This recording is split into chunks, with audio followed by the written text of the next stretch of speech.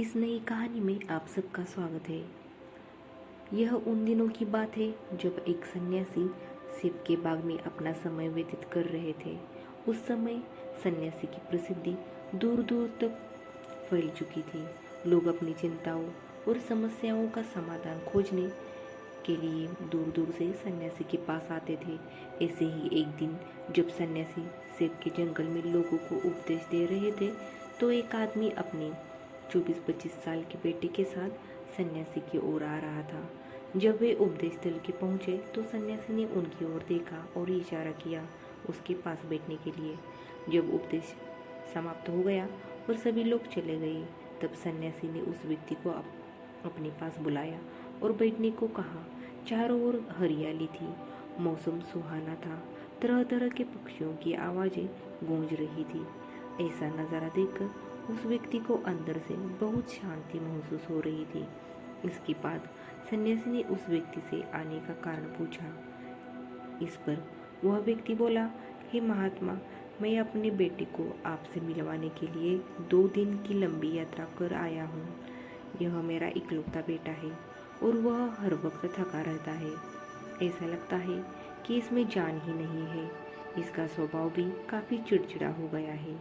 अगर हम इसे कुछ भी कहें तो यह हमारी छोटी छोटी बातों पर गुस्सा हो जाता है।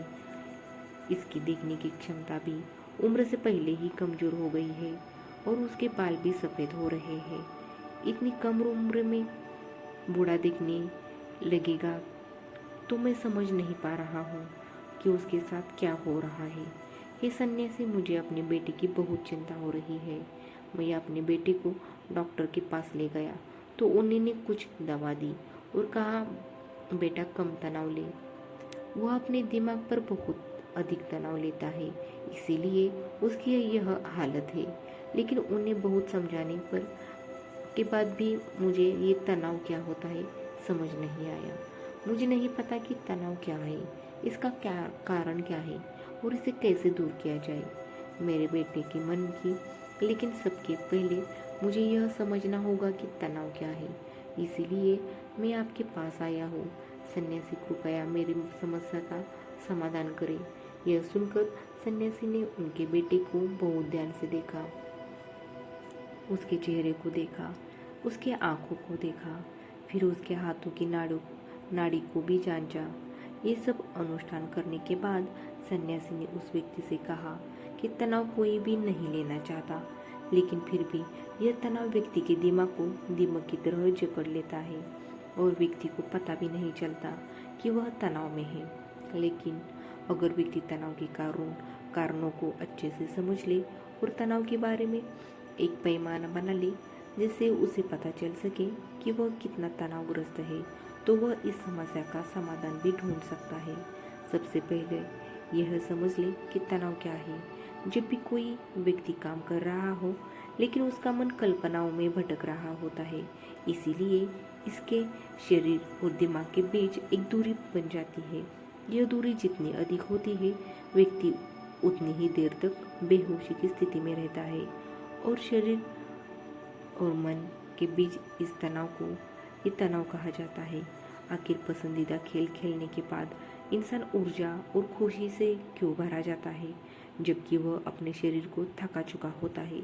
लेकिन समझने वाली बात यही है कि खेलते समय दिमाग और शरीर पूरी तरह से एक साथ खेल में केंद्रित होते हैं, जिससे शरीर और मन के बीच दूरी नहीं रहती और तनाव नहीं आता।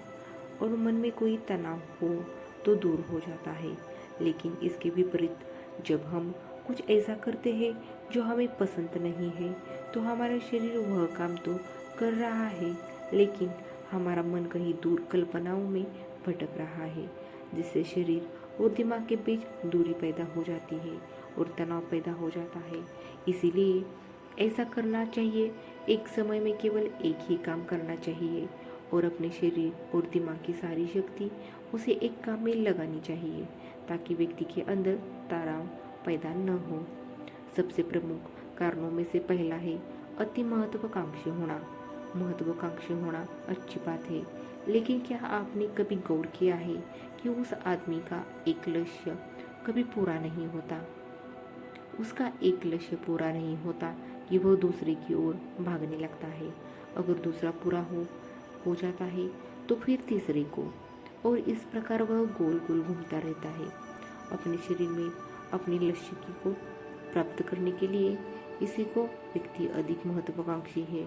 जो बड़े लक्ष्य निर्धारित करता है वह कभी भी वर्तमान में नहीं रह सकता। उसका दिमाग हमेशा भविष्य की योजना बनाने में व्यस्त रहता है और उसका शरीर वर्तमान में रहता है, लेकिन उसका दिमाग भविष्य में रहता है, जिससे इंसान के शरीर के बीच दूरियां पैदा हो जाती है और वह तनावपूर्वक जीवन जीने लगता है। सन्यासी के मुख से यह बात सुनकर लड़के ने सन्यासी से कहा कि इसका मतलब है कि हमें लक्ष्य नहीं बनाना चाहिए, क्योंकि लक्ष्य निर्धारित करना भी महत्वाकांक्षा है। इसी बहाने सन्यासी ने कहा कि जीवन में लक्ष्य रखना कोई गलत बात नहीं है, लेकिन समस्या तब उत्पन्न होती है जब हम अपना सारा ध्यान उस लक्ष्य को प्राप्त करने में परिणाम पर केंद्रित कर देते हैं। व्यक्ति को वर्तमान में जीना चाहिए, एक लक्ष्य निर्धारित करे और उस लक्ष्य को प्राप्त करने के लिए कड़ी मेहनत करते रहे। लेकिन साथ ही आपको यह भी ज्ञान होना चाहिए कि आप अभी भी वर्तमान में जी रहे हैं और वर्तमान सत्य है। सन्यासी ने आगे कहा कि ईर्ष्या तनाव का एक और बड़ा कारण है। जब कोई व्यक्ति ईर्ष्या से भरा जाता है तो उसका मन अंदर ही अंदर सड़ने लगता है। ईर्ष्या एक आंतरिक घाव है, यानी मन का घाव। इंसान के शरीर का घाव तो ठीक हो सकता है, लेकिन मन का घाव कभी नहीं भर सकता। इसीलिए कभी भी दूसरों की उन्नति और खुशी से ईर्ष्या नहीं करनी चाहिए, क्योंकि ईर्ष्या तनाव का कारण बनती है। इसके बाद सन्यासी ने तनाव का अगला कारण बताया और कहा कि अरुचिकर काम भी मन में तनाव पैदा करता है।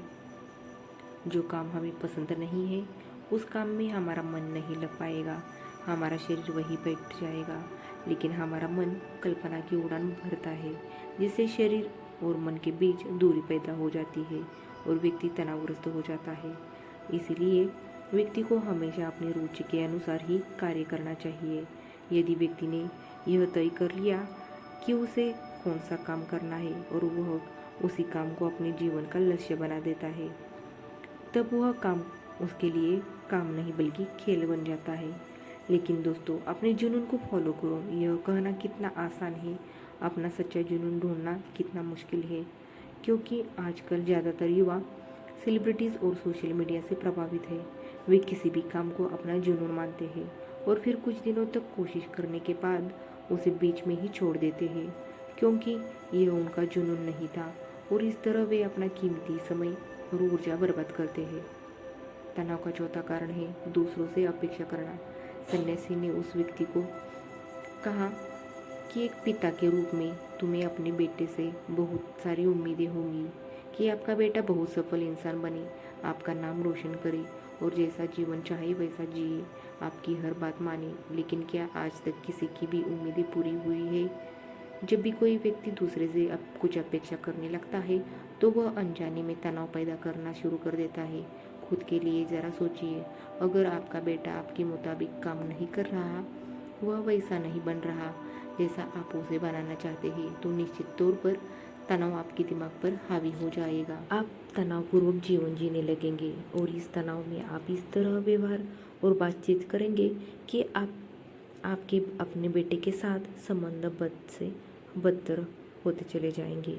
इसीलिए व्यक्ति को दूसरों से अपनी क्षमता से कम उम्मीद रखनी चाहिए, और अगर आप पूरी तरह से तनाव मुक्त रहना चाहते हैं तो दूसरों से उम्मीद करना बंद कर दें। इसके बाद सन्यासी ने कहा कि शारीरिक कष्ट भी मनुष्य के तनाव का एक कारण है। जब कोई व्यक्ति किसी भी शारीरिक दर्द से गुजर रहा होता है तो उसका पूरा ध्यान उस दर्द पर होता है और वह सारा दिन बस अपने दर्द के बारे में ही सोचता रहता है, जिससे उसका मन दुखद विचारों से भर जाता है और ऐसे में व्यक्ति तनावग्रस्त रहने लगता है। यह सब सुनकर वह व्यक्ति बोला कि हे सन्यासी, शारीरिक कष्ट किसी भी व्यक्ति को हो सकता है, तो क्या वह व्यक्ति जीवन भर तनाव में रहेगा? इसका उत्तर देते हुए सन्यासी ने कहा कि मनुष्य को यह समझना चाहिए कि हमारा जीवन दुख का आधार है। जैसे जैसे हमारा जीवन चलता है, बीमारियां आती है और फिर अंत में मृत्यु आती है। इसीलिए बीमारियां मानव जीवन का अभिन्न अंग है। इससे कोई नहीं बच सकता। यह बस किसी के जीवन में समय से पहले आता है और किसी के बाद में आता है, लेकिन सबके पास आता है। जब मानव मस्तिष्क इस बात को अच्छी तरह से समझ जाएगा, तो तब उसे अपनी बीमारी के बारे में सोचकर ज़्यादा तनाव नहीं लेना चाहिए, क्योंकि यह हमारे जीवन का अभिन्न अंग है और इसके लिए शारीरिक व्यायाम का अभ्यास करते रहना चाहिए और व्यस्त स्वस्थ जीवन शैली को भी अपने जीवन में जगह देनी चाहिए, जिससे उसका शरीर लंबे समय तक स्वस्थ रहकर ठीक से काम कर सके। तनाव का अगला कारण है अपनी योजनाओं का समझने के लिए समय न देना। कुछ लोगों के मन में यह विचार घर कर जाता है कि वे बिना सोचे समझे उस पर काम करना शुरू कर देते हैं और जब उन्हें उस काम में असफलता मिलती है तो वे तनाव से भरे जाते हैं, क्योंकि उन्होंने उस काम को शुरू करने से पहले उस काम के बारे में पूरी जानकारी इकट्ठा नहीं की थी। किसी भी कार्य को शुरू करने से पहले व्यक्ति को उसके अच्छे और बुरे परिणाम के बारे में ठीक से विचार कर लेना चाहिए। व्यक्ति को यह भी अच्छे से सोचना चाहिए कि यदि यह योजना सफल नहीं हुई तो इसके बाद मैं क्या करूँगा। इसीलिए व्यक्ति को अपनी योजनाओं का समझने के लिए पूरा समय देना चाहिए, ताकि बाद में वही योजना तनाव पैदा न करे दे। तनाव का सातवां सबसे बड़ा कारण टाल मटोल है। आज का काम कल पर टाल देना। आपने यह कहावत तो सुनी हुई होगी कि आलस्य मनुष्य का सबसे बड़ा दुश्मन है। मनुष्य अपने आलस्य के कारण आज के काम को कल पर टाल देता है और फिर टालना उसकी आदत बन जाती है। टाल मटोल करने वाला का काम कभी भी समय पर पूरा नहीं होता है और अगर किसी कारण से हो भी जाता है तो उतना अच्छा नहीं होता जितना हो सकता था, और फिर यह बात इंसान के अंदर तनाव पैदा करती है। लेकिन आखिरी समय पर टालना या ना करना एक आदत है, इसीलिए न चाहते हुए भी व्यक्ति बार बार इस आदत का शिकार हो जाता है और फिर काम को टालता रहता है, और फिर जब काम की समय सीमा नज़दीक आ जाती है तो वह उस काम को पूरा करने की कोशिश करता है। इसीलिए तनाव मुक्त रहने के लिए व्यक्ति को काम को टालने की आदत को छोड़ना होगा, और यह तभी संभव है जब लोग काम को समय से पहले पूरा करने का प्रयास करेंगे। तनाव का आखिरी और सबसे बड़ा कारण है ज़्यादा सोचना। लगातार सोचना भी एक बीमारी है और यह उन लोगों में से ज़्यादा पाई जाती है जो कल्पनाएं करते हैं, जो अतीत की घटनाओं के बारे में सोचते रहते हैं और जो भविष्य के बारे में बेहताश अटकलें लगाते हैं। इसीलिए व्यक्ति को ज़्यादा सोचने की आदत पर अंकुश लगाना चाहिए। उसे जितना हो सके खुद को काम में व्यस्त रखने की कोशिश करनी चाहिए और प्रतिदिन ध्यान के अभ्यास को अपने जीवन का हिस्सा बनाए। सन्यासी के मुख से ये सभी बातें सुनकर वह व्यक्ति हाथ जोड़कर बोला, हे सन्यासी, मेरा बेटा अभी सिर्फ 20 साल का है और उसे इतनी समझ भी नहीं है कि वह सभी बातों का पालन कर सके। कृपया तनाव दूर करने का कोई आसान तरीका बताएं ताकि मेरा बेटा भी उसे अपना सके और तनाव मुक्त रह सके। उस व्यक्ति की यह विनती सुनकर सन्यासी ने कुछ सोचते हुए उत्तर दिया, यदि आप इतनी सारी बातों का पालन नहीं कर सकते तो इसके लिए एक बहुत ही आसान तरीका है। आप एक समय में एक ही काम करने पर ध्यान केंद्रित करते हैं। आप उस समय जो कर रहे हैं बस उसी पर ध्यान केंद्रित करें, और यदि आपका मन भटकता है तो जैसे ही आपको याद आए अपना ध्यान उस काम पर लौटा दें। तनाव मुक्त रहने का यह सबसे आसान और अच्छा तरीका है। जब आप खाएं तो केवल खाएं, उसके स्वाद का आनंद लें, उसे महसूस करें। जब आप चलें तो आपका ध्यान केवल चलने पर केंद्रित करें।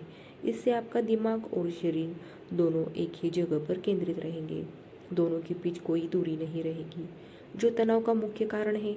दोस्तों, आज की युवा की पीढ़ी एक ही समय में 2 या 3 काम करने की आदत हो गई है, जैसे फ़ोन पर बात करते हुए गाड़ी चलाना, खाना खाते समय टीवी देखना या फ़ोन का इस्तेमाल करना, और फिर उनकी शिकायत रहती है कि मैं तनाव में रहता हूँ, मेरा मन बेचैन रहता है, मैं चिड़चिड़ा हो गया हूँ।